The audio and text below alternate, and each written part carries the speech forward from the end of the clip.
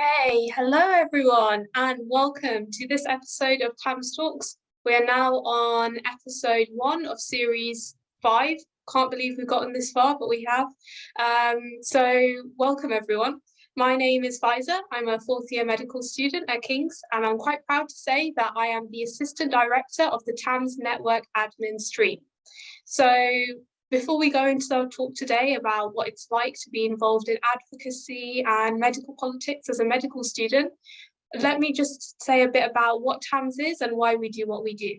So TAMS stands for the Aspiring Medic Support. We support aspiring and current medical students to help bridge the gap that's prevalent across the population. What does the TAMS network do? We support current medical students from socioeconomically disadvantaged backgrounds, supporting their professional and personal development. And one of the ways we do this is through Tams Talks. This series specifically is aimed at making you excel beyond the lecture theatre. We want you to graduate medical school with more than just your degree, which is why we're running this 3-part series to help you get into those representation roles and be involved in medical advocacy, to help you juggle part-time work with your studies, and to help you run a university society successfully. So this talk, as I probably said before, is aimed at helping you see what it's like to be involved in advocacy and medical politics. And we have a really exciting panel with us today. So very briefly, we have Rhiannon, who is a 5th year medical student at the University of Cambridge. We have Fiz, who's a final year medical student at KCL, and we have Lara, who's an intercalating medical student at Cardiff. Now, I'd love to introduce them, but I don't think I could do them enough justice. So I'm going to let them give a brief introduction themselves. So we'll go over to Rhiannon first. Cool, thanks so much, Faiza, and thanks so much for having me. It's such a really exciting to be here. So yeah, my name's Rhiannon, I use she, her pronouns, and I'm based in Cambridge. And I kind of got into activism after kind of being frustrated that I felt like as part of medicine I was kind of being trained to put plasters on systemic issues and like sending people back to the conditions that make them sick, and actually having like not enough power as someone in the medical profession to kind of change the conditions that people were living in. So I kind of got involved with, in particular, climate justice organising. So not just working on like kind of reducing emissions and trying to prevent kind of the worst parts of the climate crisis, but also like integrating into that analyses of racism, of colonialism, of capitalism, of patriarchy, and how all of those things intersect to produce the climate crisis. And the causes of the climate crisis are already killing people with things like air pollution, lack of access to healthy food. So kind of work a lot on that, and I work a lot on access to medicines, and yeah, all like with lots of people. I don't do any of it on my own, which is nice. But yeah, so yeah, and I've been doing that for a few years now, so that's kind of my background. Okay, cool, thank you very much. We'll go over to Fiz. Hi, my name's Fiz. I'm a final year student at GKT Med School, and my sort of experience through advocacy and medical politics has mainly been through my roles as GKT Medical Student Association President back in 2019-2020, and then following on from that, co-chair of United Hospitals Med Group 2020-2021, and now I spend most of my time sort of supporting those groups to help advocate for students, patients, healthcare workers, etc. Thank you, Fiz. And last but not least, Lara. Hi everyone, I'm Lara. I'm an intercalating medical student at Cardiff University, and I got involved with medico politics through the British Medical Association. So I'm the co-chair of the Medical Students Committee, and I initially started in first year, and I proposed a knife crime motion for the BMA to recognise knife crime as a public health issue, and that was voted as policy at the ARM meeting. And since then, I've just been involved in a number of other projects as well, and eventually is now co-chair of the committee. So that's me. All right, brilliant. So it looks like we have a very exciting panel, people with all different experience. Fiz, working in London and the Pan-London area, Lara working on a national level, and Rhiannon just bypassing universities altogether and just working in the community and at a national level as well. So it's really exciting to see everyone here. The first question is kind of, medical politics is quite like a big field, but what does it mean for you? If you had to say what the work you're doing, how does it add to the field? We can go with Laura. Yeah, so in terms of how it adds, what medical politics means to me is essentially taking grassroots organizations and the work that they're doing and displaying that on a national platform and actually enacting change. So a lot of the initiatives which you'll see, for example, in the BMA have started as grassroots organizations, have started by students coming together, forming policy, forming motions, and then that being then recognized on a much more national platform. And then with the support of policy advisors, which we have amazing policy advisors in the BMA, and all the resources that they have as well, we can actually enact change and lobby the relevant stakeholders, whether that be the government, whether that be NGOs, whoever it may be. You then have the resources in order to do that. So that's kind of what medical politics looks like, and it's when it's most effective in the sphere that I find myself in. Right, thank you. Yeah, grassroots is something that's overlooked when you think of things that you think of the national level, but there are people on the ground that are laying the groundwork for that national change to come about. Okay, Rhiannon? Yeah, sure. So I think, like, to me, especially working on kind of health injustices and the kind of wider determinants of health, I think that, like, being able to like live a kind of flourishing life where your health is not constantly being undermined by like your work conditions or inequality or the environment you live in is like such a key part to our like collective liberation and collective well-being, that's kind of like what it means to me, is actually thinking about how do we stop blaming disease on individuals, on their like individual behaviors or their individual flaws, and actually think about, well, like, how have we structured our society to impose disease on people and to impose like disease kind of along lines of like race and class and gender, so and then to enable like the richest in our society to live healthy lives at the kind of the expense of others through those systems.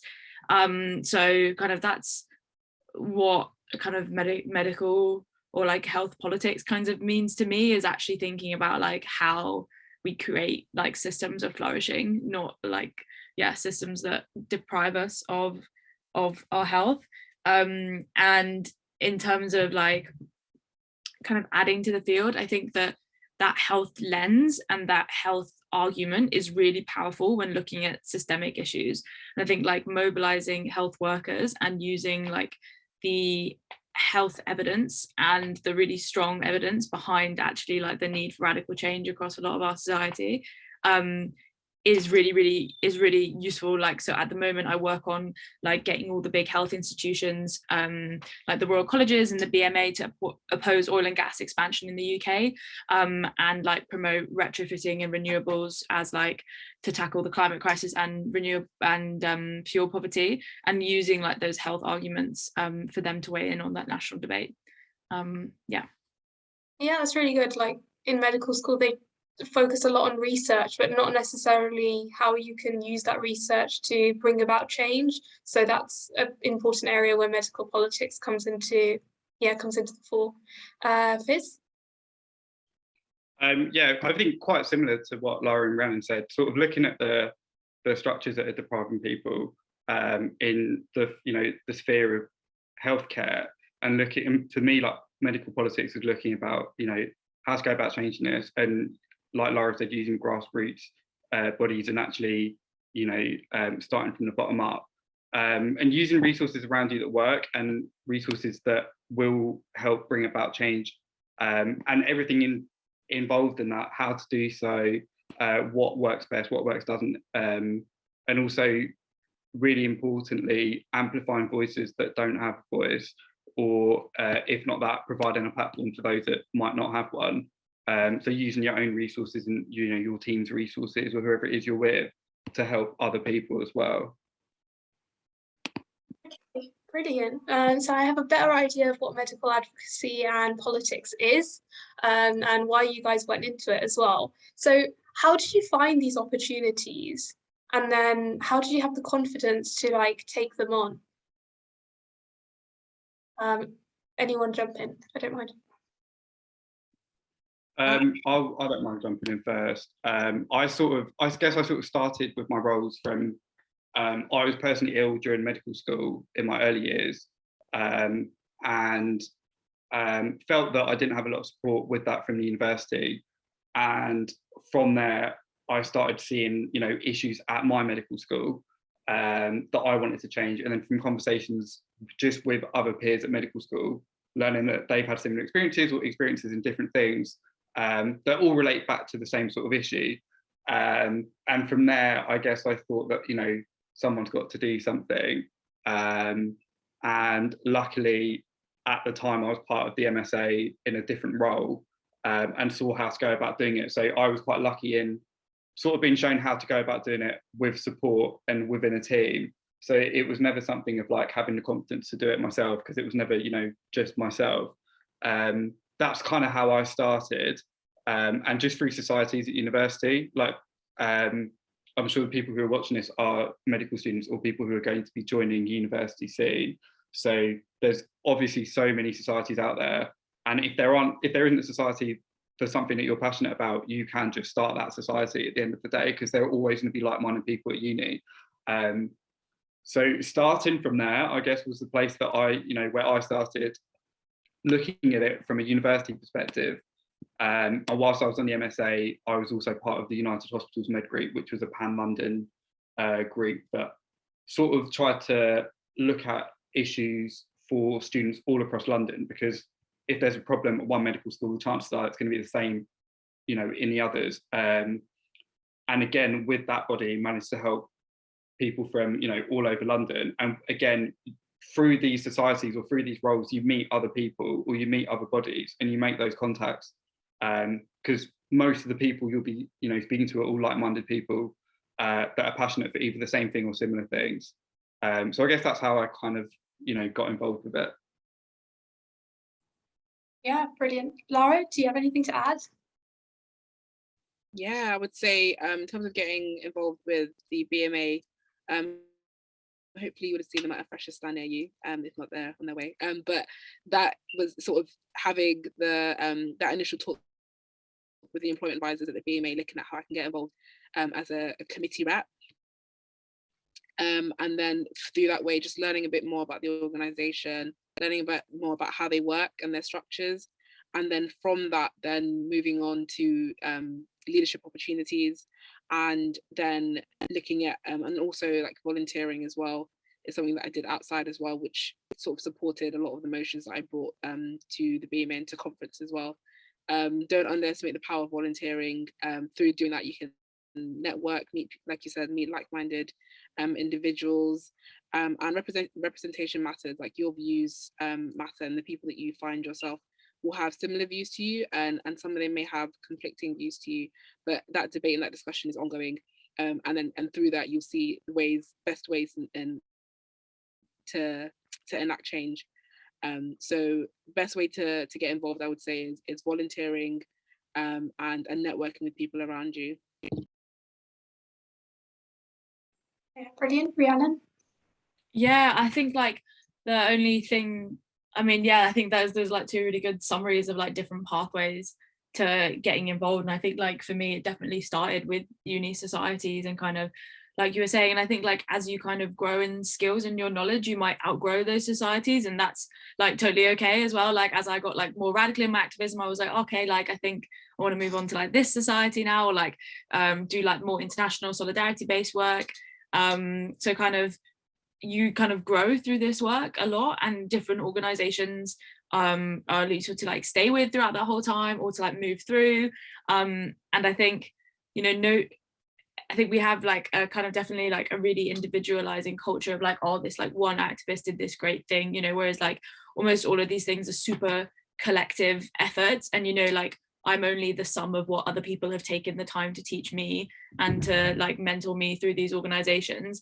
So I think just like finding groups of people who you feel you can learn from and you can grow from is super important, and that's kind of how I judge what organizations I want to be involved in at the moment. Because also sometimes if you care about lots of stuff, if you're kind of like, if you're like, oh, I care about stuff, you tend to care about all of the stuff, and then you're like, oh, how do I do all of the stuff? So I kind of focus on like finding like people and groups that I really vibe with and feel like I can learn from, and I think also those people can be in your local community as well. They don't have to be in your uni society or in your med school. Like I do like community farm and community kitchen work, which I also feel like I learn and grow from. So yeah, kind of like whatever fits with you and how you can like be your full self, basically, I would say. Yeah, I was just gonna add, like, you made a really good point in the fact that it doesn't have to be within medicine. Like a lot of the work that I do, like outside of medicine, it's people that I met through, like doing sports, doing rugby, and that kind of thing. It doesn't necessarily have to be through healthcare. And a lot of, like you said, the issues that we're facing span outside of medicine, but influence again how, like you said, people present. So definitely look outside medicine as a circle. Look into other sectors as well, whether it be the charity sector, or different, like even like, yeah, any other sector as well. I just wanted to butt in as well, sorry, just to add, like, what is actually, it's a really simple point to make, but I think it's really important that I'm sure, you know, you guys all had a similar experience to me with this, but when I joined med school, or when I did my medical interviews and I was in my first year, a lot of it in terms of politics and medicine were two completely separate things. So during your interviews for medicine, it's like, you know, you need to stay apolitical, like you don't want to show your views. Or I remember meeting patients and it's really important that you don't show what your political views are. There's so much of this sort of like, you are a medical student and you are going to be a doctor. And in terms of that, you need to stay professional. And part of professionalism is being apolitical, which is such a backwards way of looking at things, because it is impossible to be a professional doctor and to be a successful doctor who really advocates for their communities if you are apolitical. Like, it's really important that you stand up for these things and you stand up for your patients.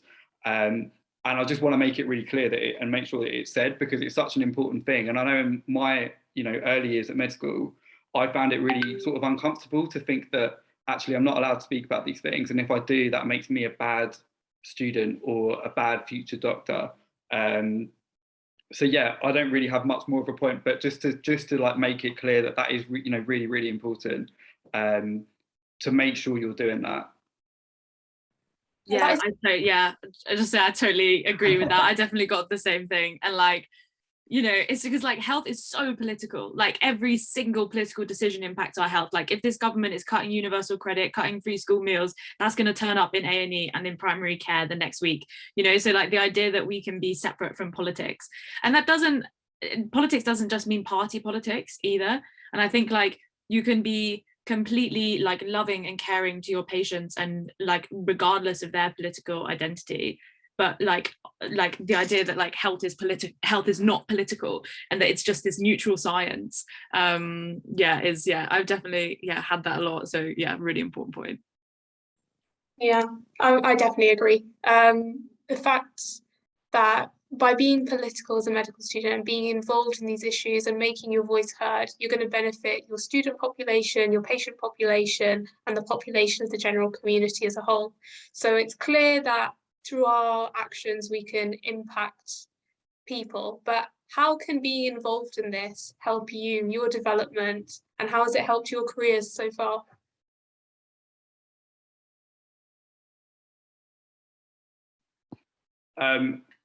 I would say that in terms of how it's helped me, one thing is it's been very liberating to be able to actually do all these things that you're quite passionate for. And being at medical school, or just in the community, there are loads of different avenues that we've already spoken about of how you can get involved in it. I've learned a lot about myself in terms of what I'm passionate about, how I've learned to sort of filter that into a way that can help people and use, the correct resources to do that. I've learned a lot about patience because when I say patience, I mean like the one that ends in CE. So like patience in terms of like waiting, in terms of like, you guys will all agree, change takes ages, like real change takes forever to actually, or it feels like it takes forever to actually happen. I definitely sort of started thinking that, I can make all these things happen. And actually, it's not like that. You need to use the people around you because they'll be helping you, you'll be helping them, etc. But the actual change will take a long time. And sometimes you'll do it. You'll start this thing and you'll make mistakes. I've done that myself before. Like I held a couple of years ago, I held a event on structural racism in structural competency, and we invited speakers, and there were mistakes that were made in that event itself. And learning from that and moving forward and learning about yourself is really important, because you can't advocate for people unless you're sort of reflecting upon your own abilities and what's important for you. So that's one thing. The other side of it, if you're looking at it from a purely, this isn't me, but if you're looking at it from a like, how is it going to help my medical career? Obviously, on one hand, it's going to help because all these skills are applicable to being a doctor in terms of team working, leadership, etc., and portfolio stuff. But I don't know, that's not something that I've been, I want to do this because it will look good on my CV sort of thing. There definitely are people when, that's weird that do that, but that is obviously one other, side benefit that you can get from this as well. It's good to see the growth you've gotten from these roles and how much learning you've had apart from doing your medical degree and all the academic side. There's so much more growth that you can have at the medical school. Yeah, we could go with Lara. Yeah, I think you summarized it really, really well, Fizz. Just to pick up on some of the keywords that you mentioned.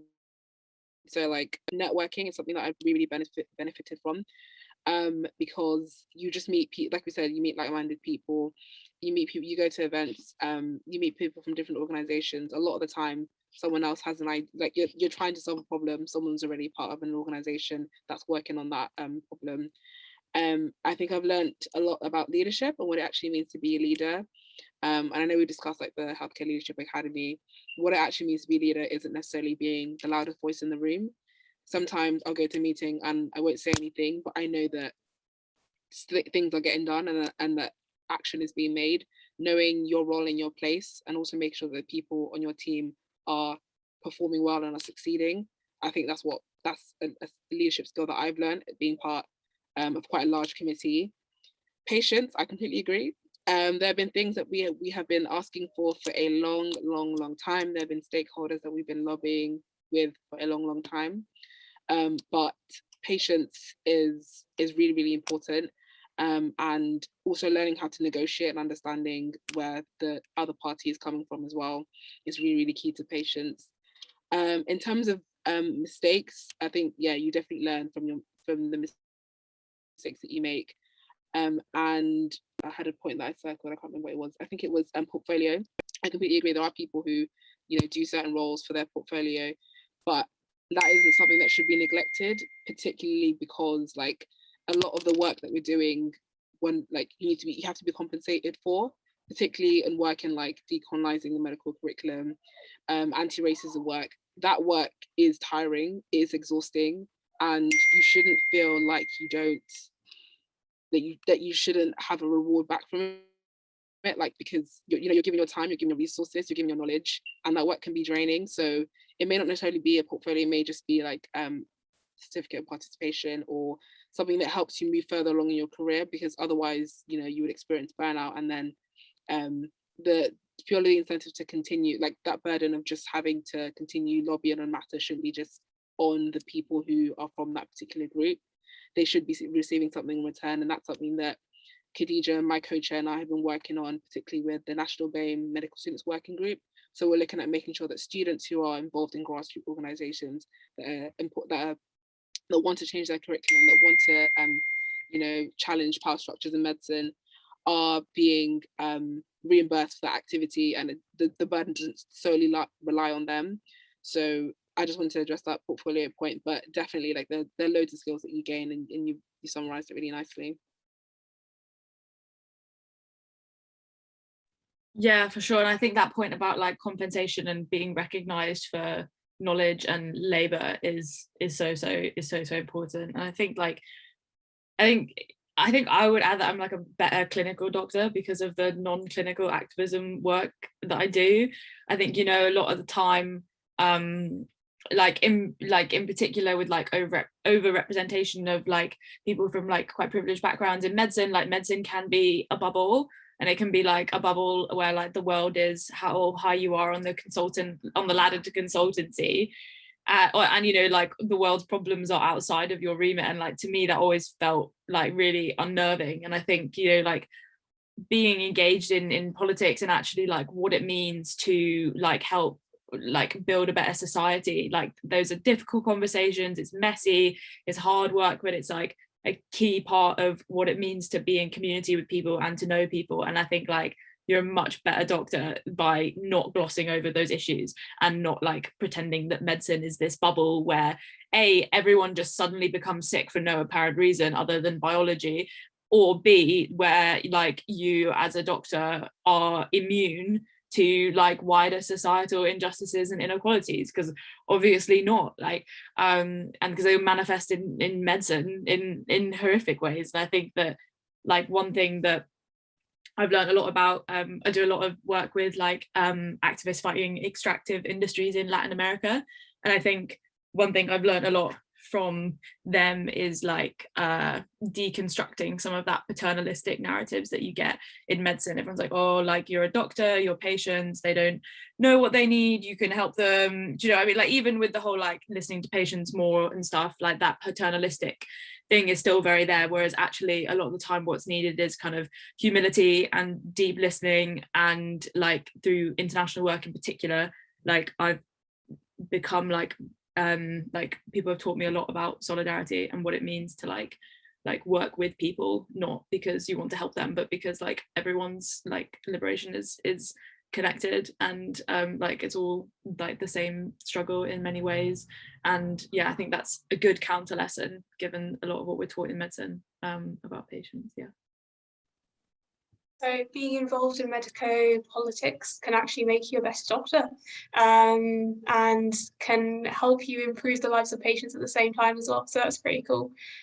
But there might be certain students who are listening today who think, oh, am I good enough to be part of these campaigns? I mean, I'm not the most articulate speaker, I'm not the most persuasive. Sometimes I don't have a full grasp on the issue. And what if I say the wrong thing at the wrong time? So what would you say to those students? We'll go with Laura first. All I can say is that was me once. Still is. There'll be times I'll go into a meeting and I have no clue what's going on. And I think what you described is imposter syndrome. And I think that is holding a lot of students who have incredible potential back. And it's something that held me back from taking up leadership opportunities as a medical student, because you're just, again, you're worried, do I sound okay? Like, can people, like one thing I would always used to worry about is like the tone of my voice. Can people tell that I'm not, like, I don't sound posh? Just little things like that that would hold you, that would hold you back. And I would say that in particular, I can only speak for the BMA, but like you will find people who struggle with these same things, and they will tell you that, you know, that you can do it. The BMA is a safe space, and they will be able to help you and assist you. And they're really good at providing like leadership courses and ways of facilitating and making you the best version of yourself, in terms of like supporting you in becoming an activist and speaking out on issues.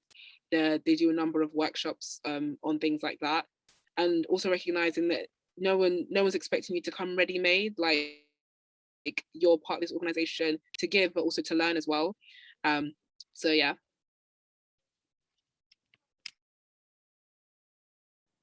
Let's go ahead.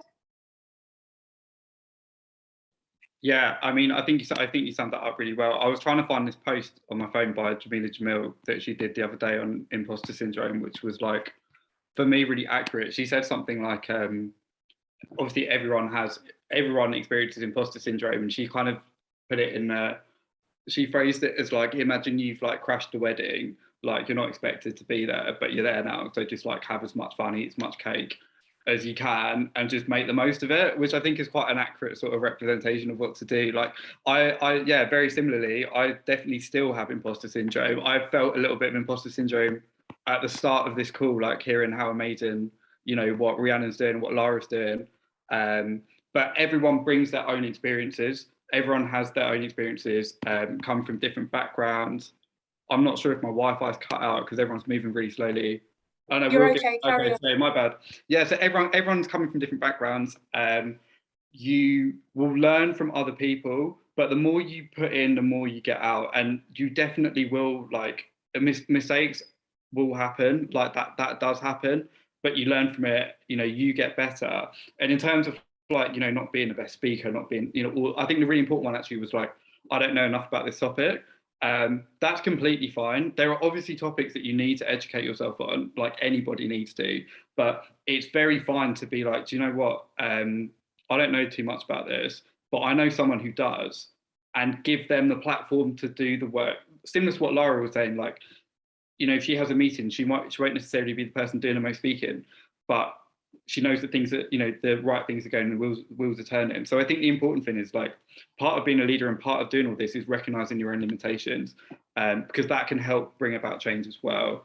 And these are all skills that I definitely didn't have a few years ago, but I definitely am still developing now. But it is through all this work that I've been doing that, I've kind of got to this place now. Thank you. Yeah. Sorry. No, go ahead.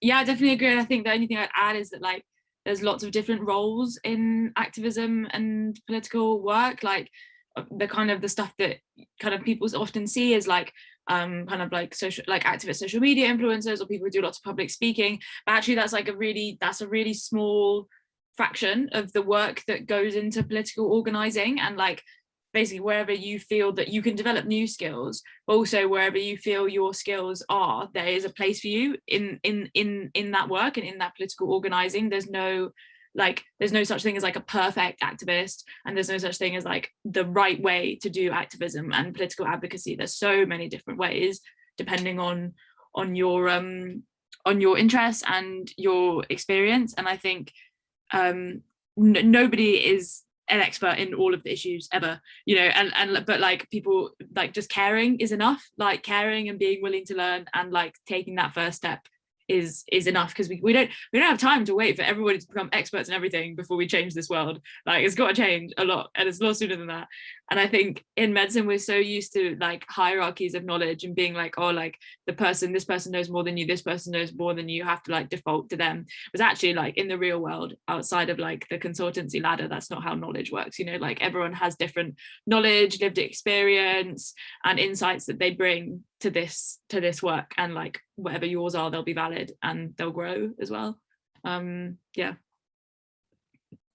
So take home message, put yourselves out there, get ready for the growth to come. We actually have a couple of questions coming in from the chat, and they're pretty interesting. So the first one is, how have you overcome the challenges that you mentioned when you were conducting your advocacy work? For instance, having to be really patient about change coming about. Yeah, Fizz?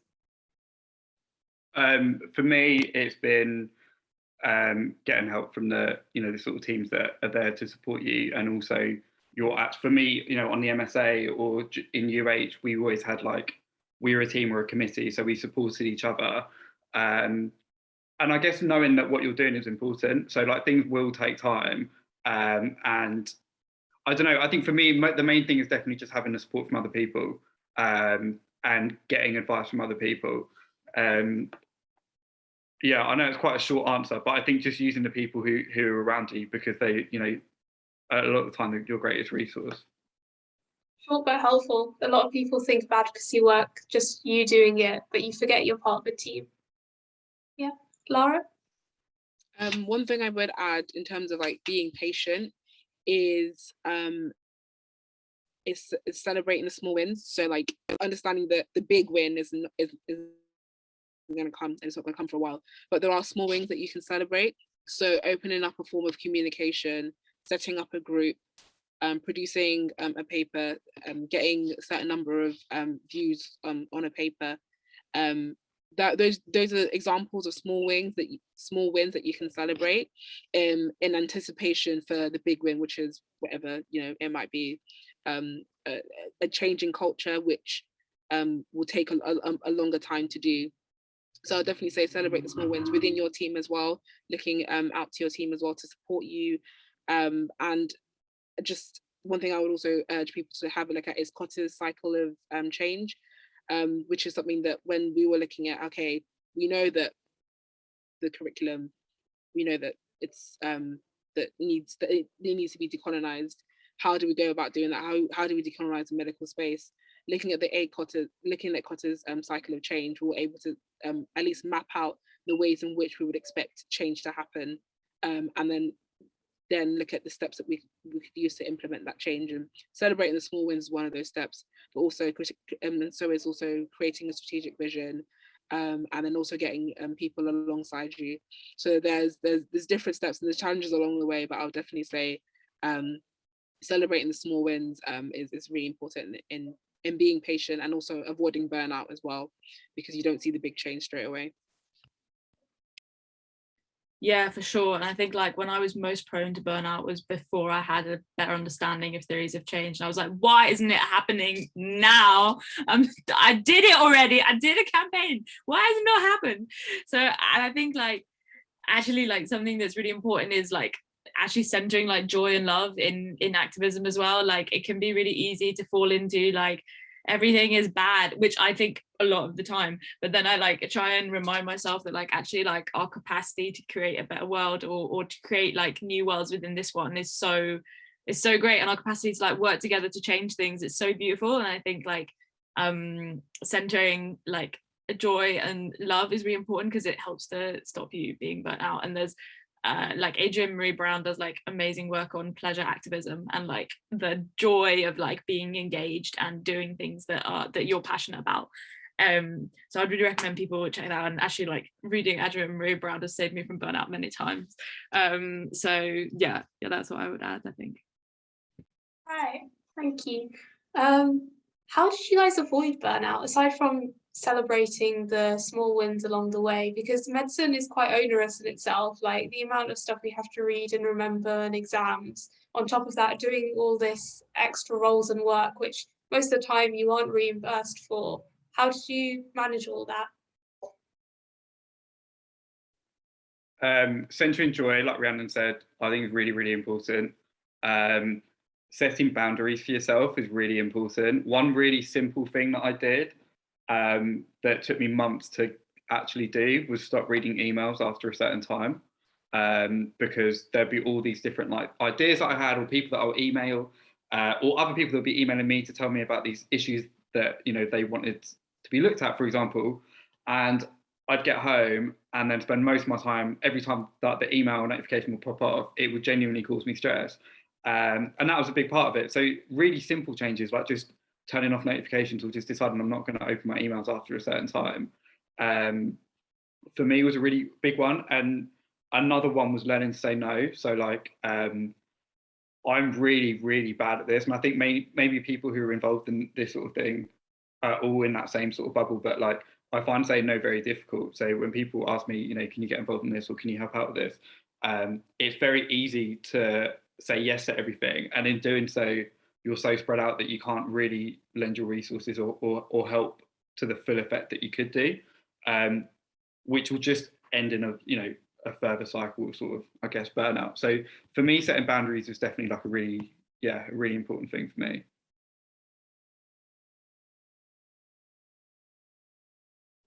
Lara, do you have anything to add?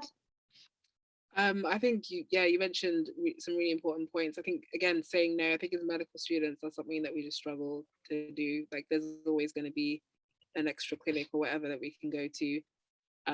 So saying no, and I was listening to, I can't remember, it was a podcast about how to be successful.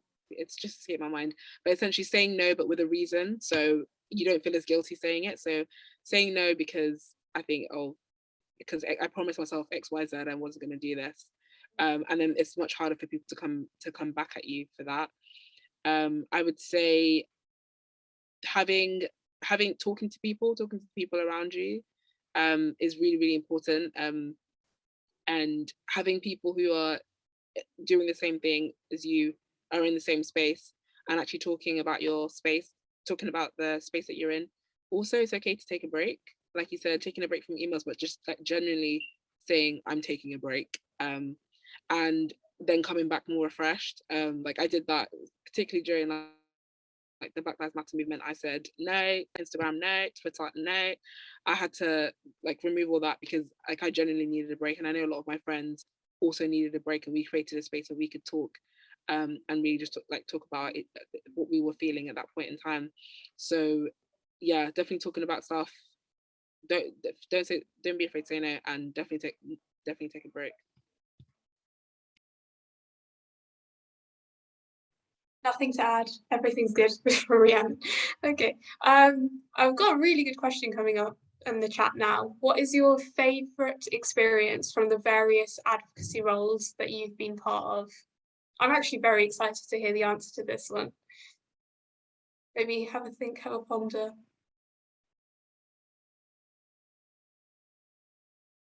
Okay. Rhiannon, will go first. I've got quite a clear winner, so I can go. So I went to, so through one of my roles, I went to COP26, which is the international climate conference where all the governments and corporations come together to lie about how much they're doing for climate. So I went there and I snuck into, I don't think I was meant to be allowed in, but Kwasi Kwarteng, our business and energy secretary, gave a speech about a just transition, which is basically the idea that transition away from oil and gas and support most marginalized communities and undo injustices in that process, which is the opposite of what this government is doing. They're expanding oil and gas. They're not supporting any workers to retrain into renewables. They're continuing to build roads next to working class communities, and so they're really not doing this. So then he came off the stage, and then I jumped him and was like, "Hi, my name's Rhiannon. I'm a medical student. Can I ask you why you're doing this, this, and this?" And then there was a really long walkway out of the room, and then he didn't respond to me. Then I said again, why are you approving new oil fields? Where's the money for this? Where's the money for that? Why are you lying on stage? Those things you just said were not true. And then we had to walk for about 15 meters in silence together, just as he pretended I didn't exist. He was just, as if I was here, he was just looking at it, and then we just walked in silence, and then we got to the door and he went, "I have to go," and then walked out, and I was like, "Okay, bye." I remember watching that video on Channel 4 News. It was hilarious. But yeah, that would be my highlight too if I went through it. Fizz, did you have one? I don't think I've got any exciting highlights in it, or anywhere near exciting as what Rhiannon said. But I think in terms of the biggest sort of win or the best, the time where I felt really fulfilled was when I started in my roles. One of the main things I wanted to do was help with the mental health aspects of med school and counselling alongside that, because for London, or at King's anyway, when you get put on a peripheral placement, you can be miles away. So if you need to attend counselling, that is a 9 to 5 thing in London, and you're based in Swindon, it's impossible to obviously get back for. Which, when we were talking about change taking ages, it took 2 years for it to happen, but they now set up counselling for students who are on peripherals. For me, that was a really important thing, because it's sort of where I started and how that all sort of, came, or sort of how my role sort of started and what I was very passionate about. And it didn't actually come to fruition until just after I'd finished in my roles. So it's something that had taken a really long time, and had come through after a long time. So for me, I think that was sort of my most fulfilling experience, looking back on things. Brilliant. Lara? Wow. really, really good examples, guys. I don't think mine can really match, but I would say something that really did touch my heart was when was at the junior members conference where someone who was a bit nervous to give emotion prepared emotion and actually spoke, and I was really glad to be a part of that process and seeing their sort of flourish and actually present emotion at the conference. So that was exciting to see. So that was a bit of a little bit on a much more smaller scale, but still something that warmed my heart. Okay, so I don't know if people if hearing those experiences doesn't push people to go into these roles and be part of these experiences, then I don't know what will. But if you did have a final word of advice to people who are thinking about going into it or are already in these roles and just thinking, okay, how can I do better? What one piece of advice would you give them? Sorry, could you repeat the question? I didn't get the last bit. Oh, okay, sorry. Yeah, I understand internet issues. But so if people were thinking about going into these roles or are already in the roles, what advice would you give to push them to go into these roles or help them develop further within these roles? So you can pick one or the other or both. The more you put in, the more you get out is like really, really important. I think if you're thinking about, advocating, you're thinking about getting involved in one of these roles, it's probably because one, you're passionate about it, and two, you're there to amplify a voice of, something that needs to be amplified.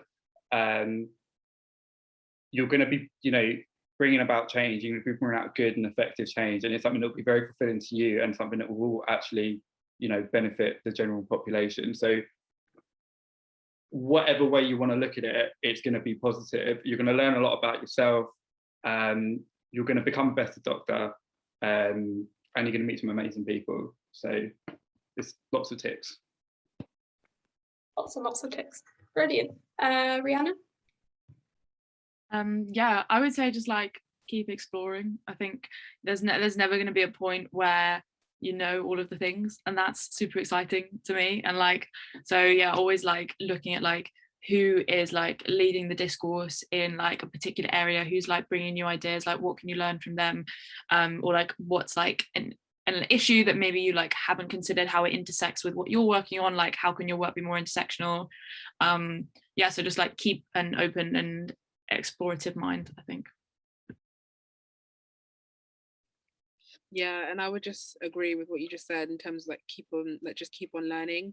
I would say like remember your why are you doing this, why are you passionate about it, and that will keep you going when you come across challenges or you feel that you may experience like imposter syndrome. I would say surround yourself with like-minded individuals, and I would suggest personally joining the BMA and becoming a BMA member if you haven't, because that's what I did, and I found people who were again like-minded and wanted to see this same level of changes that I wanted to see, and I would advise you to go on the website to find out more about how you can become a member and how it would benefit you. But it's a great way to take that sort of grassroots organizational work and then display that on a national platform, which is how I started as well. So yeah, I definitely emphasize the love heart Rhiannon has just put on the Teams on the Zoom chat. So thank you so much to our speakers. You have gone above and beyond in the answers that you've given to my questions, and thank you so much for sacrificing your Wednesday evening to come and talk on Zoom.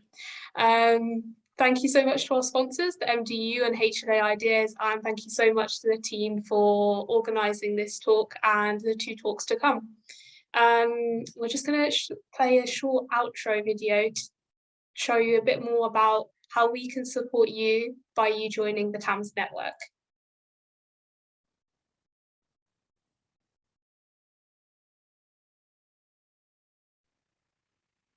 That's going to be played very soon. Hey everyone, my name is Kareem and I am a fourth year medical student at King's College London. I am also the co-director for the Aspiring Medics Support Network, also known as Tams. And it's my absolute pleasure to announce the relaunch of the Tams Network. In case you haven't heard of us, Tams is a registered community interest company dedicated to supporting aspiring medical students from socio-economically disadvantaged backgrounds within the UK. The Tams Network is a branch of Tams which specifically focuses on the personal and professional development of medical students within our community. We know that medical school can be both an exciting and nerve-wracking time for many students, especially those from a socio-economically disadvantaged background, as they can find it challenging to adjust to the cultural and academic changes. Our work is just as important for the secondary school student who dreams of one day being a doctor as it is for the medical student who is mapping out their career choices. Because at the end of the day, we're all aspiring medics, we're just at different stages of our journey. We cultivate the personal and professional development of our members, specifically addressing the challenges that can come from a socio-economically disadvantaged background. We give people a place to learn, grow, and connect in ways that aren't currently supported by the medical curriculum. Our webinar series, Tams Talks, is committed to meeting your learning needs. We address under-discussed topics at medical school, such as how to manage your money, choosing a specialty, and how to study for exams. Through our mentoring program, Mentored by Tams, we provide impactful mentoring relationships that help our members grow into the best versions of themselves. We organise frequent socials for our members because we want to create a space for members to meet like-minded people and develop long-lasting relationships. To get involved, click the link in our bio to join our community. Once you do this, you'll receive exclusive access to all the incredible work the team is doing, which means you'll have the drop on the next Tams Talks, mentoring developments, and opportunities to get involved with wider Tams work. Tams Network, a place to learn, grow, and connect. Okay, brilliant video, and I highly recommend joining our mailing list to find out more about the learning, mentoring, and social aspects of our network. So now that is the end of our talk. We're going to put the feedback form link in the chat, and thank you so much for coming.